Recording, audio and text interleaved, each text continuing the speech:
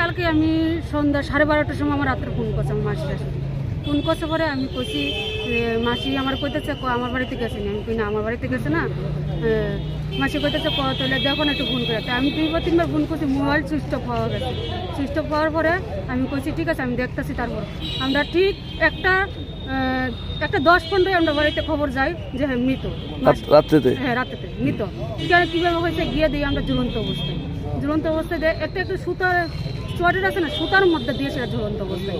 হ্যাঁ কোনো নশো না, 600 না, 400 না, 10 না, মানে একরত্ব যেভাবে মানুষ ভয়ে থাকে এইভাবে আমরা গিয়ে পাইছি। কিন্তু এটা কালকে রাত্রে সন্ধ্যার সময় যতটুকু জানার মতো আমি শুনছি পাড়ার লোকের সামনে। হ্যাঁ তারা মানে বাড়ির লোকে মেয়ের বাড়িতে নিয়েছিল, মেয়ের বাবা মা তারা অত্যাচার করছে, মারধর করছে, প্লাস তারা একটু বকাও দিছে। বকা দেওয়ার পরে মেয়েটাও কিছু কইছে না, প্লাস ইত্যাদি মনে সুসাইড করছে আমার ধারণা মতে। আচ্ছা মেয়েটার সাথে সম্পর্ক কতদিন হয়েছে? 3 বছর। কি নাম যে মারা গেছে? মেয়ের নাম না যে মারা গেছে? সমরেশ দাস। বয়স কত? বয়স 23 বছর। কি করতো সে? সে ফুডের কাজ করে। বাড়ি আড়ালিয়া। মেয়েটার বাড়ি কোনখানে? মেয়ের বাড়ি আড়ালিয়া। কি মনে হয় মেয়েটার মানে পরিবারের এই কারণে কি আত্মহত্যা করছে এরকম বা করছে? মেয়ের কারণ তো আমি সঠিক কইতে পারতাম না, কিন্তু মেয়ের কারণ মেয়ে ছেলে সুইসাইড করছে মেয়ের কারণে, এটা আমরা মানি।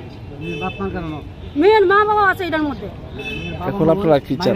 আমরা চাই তার মেয়ের শাস্তি হোক, মেয়ের বাবা মার শাস্তি হোক, নাহলে আমার ছেলে আমার রিটার্ন ফিরে দেখ। মৃত তো কেউ হারে না, কিন্তু তারা দিতে লাগবে।